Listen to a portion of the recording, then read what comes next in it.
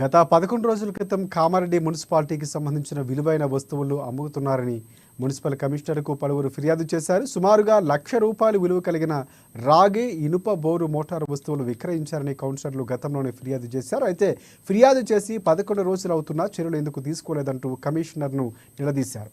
ఇప్పటివరకు పోలీసులు ఫిర్యాదులు ఎందుకు చేయలేదని కౌన్సిలర్లు కమిషనర్ను ప్రశ్నించారు. ఇందుకు కమిషనర్ తాను ఇక్కడకు వచ్చి 5 రోజులు అవుతుందని, ఈ విషయంపై కలెక్టర్ను కలిసి చర్యలు తీసుకుంటామని తెలిపారు.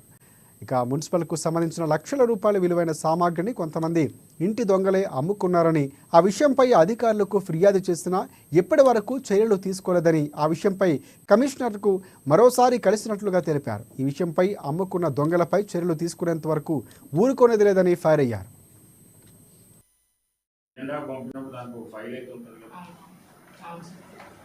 ఆ ఫైల్ తెప్పించి మీరు పంపిన అధికారులు సేమ్ సిచ్యువేషన్ లక్షల విలువ చేసే స్క్రాప్ వస్తువులు, కండెమ్డ్ మోటార్లు కావచ్చు, పాడైన మోటార్లు, వాల్వ్స్, మున్సిపల్కి సంబంధించిన వాల్వ్స్, ఎలక్ట్రిసిటీ సంబంధించిన డోమ్స్ కానీ ఏవైతే తీసేసిన పాడైన మెటీరియల్ ఏదైతే ఉందో లక్షలకు సంబంధించిన ₹1,00,000 సంబంధించిన ఈ వేస్టేజ్ ను ఈ 4 స్థలాల నుంచి న్యూ ఫిల్టర్ బెడ్ కు తరలించి అక్కడి నుండి లారీల్లో తీసుకుపోయి అమ్ముకోవడం జరిగింది.